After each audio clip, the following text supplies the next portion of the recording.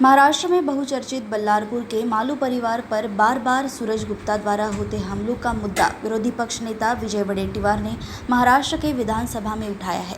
उसी प्रकार चंद्रपुर के रघुवंशी कॉम्प्लेक्स में अमन आंदेवार पर दिन दहाड़े गोली मारी गई और आरोपी अब तक पुलिस गिरफ्त से बाहर होने का मुद्दा विधानसभा में गूंज रहा है।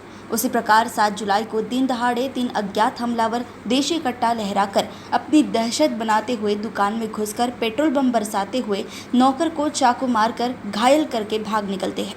स्थानीय व्यापारियों ने लगातार 4 दिनों तक अपनी दुकानें बंद कर आरोपी सूरज गुप्ता की गिरफ्तारी की मांग की है। इसके 1.5 वर्ष पूर्व भी सूरज गुप्ता ने मालू की कपड़े की दुकान पर पूरी तरह को जलाकर राख कर दिया था, जिसे आज तक बल्लारपुर पुलिस गिरफ्तार नहीं कर पाई है। सूरज गुप्ता अपनी बेल के लिए हाईकोर्ट तथा सुप्रीम कोर्ट तक के चक्कर लगा रहे हैं। उसकी बेल अर्जी खारिज होने की जानकारी सामने आई है।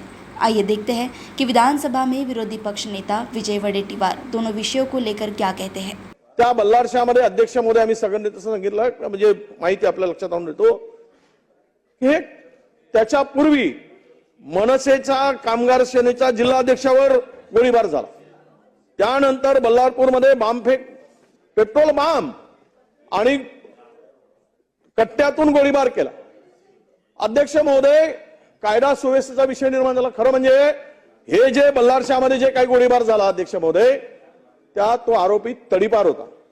तो आरोपी गुटखा आणि अवैध व्यवसायात गुंतला होता। तो तडीपार असलेला आरोपी 8 दिवसापासून त्या शहरात होता। याची सूचना दिली गेली ज्या मालू नावाच्या व्यक्तीवर हे जे त्याच्या प्रतिष्ठानावर, दुकानावर जो काही बॉम्बस्फोट आपला फेकला गेला, पेट्रोल बॉम्ब, अध्यक्ष महोदय, इतका गंभीर विषय आहे। तो ते दुकान जळलं, ते वाचलेत, त्याच्या पायाला गोळी लागली आणि या पीआयनी तिथल्या कुठलीच कारवाई केली नाही। माझी सरकारला विनंती आहे अध्यक्ष महोदय, इतकी गंभीर घटना होत असताना त्या पीआयला सस्पेंड केलं पाहिजे होतं। खरं म्हणजे आपण तिथून सूचना द्या। 8 दिवस तडीपार झालेल्या व्यक्तीची माहिती देऊन सुद्धा त्याला प्रोटेक्शन देण्याचं काम झालं आणि म्हणून त्यावर कारवाई व्हावी अशी माझी आपल्याला विनंती आहे। आणि दिवसाढवळ्याच पुन्हा ते कामगार सेनेच्या जिल्हाध्यक्षावर गोळीबार झाला। शहरामध्ये गजबज असेल, सगळ्या मार्केटमध्ये, त्या मार्केटमध्ये हा गोळीबार झाला अध्यक्ष महोदय। आणि तिसरी घटना अत्यंत महत्वाची, अमरावतीच्या कारागृहामध्ये दारुगोळ्यांचा चंडू फेकल्याने तिथे स्फोट झाला। म्हणजे हे तीनही घटना, मोठा स्फोट झाला, संपूर्ण कारागृह हादरून निघाला। आणि या सगळ्यामध्ये हे जे सगळ्या घटना राजरोस होत आहेत ते क्रिमिनल जे आहे यांना कुणाचं प्रोटेक्शन आहे? कोण या एवढी हिंमत का वाढली?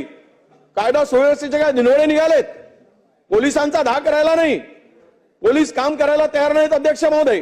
म्हणून आपल्याला विनंती आहे, या सर्व प्रकरणाची, विदर्भातच आमचे गृहमंत्री आहेत, विदर्भामधल्याच या सगळ्या घटना आहेत, म्हणून याची चौकशी होणे आवश्यक आहे। आणि या जे दोषी आहेत, खरं तर यांना आता पाठीशी घालण्याची गरज नाही।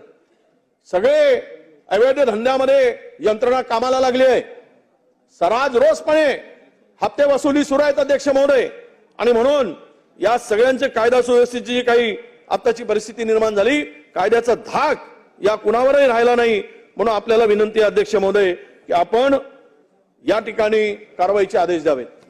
चंद्रपुर से योगिता पाटेकर की रिपोर्ट।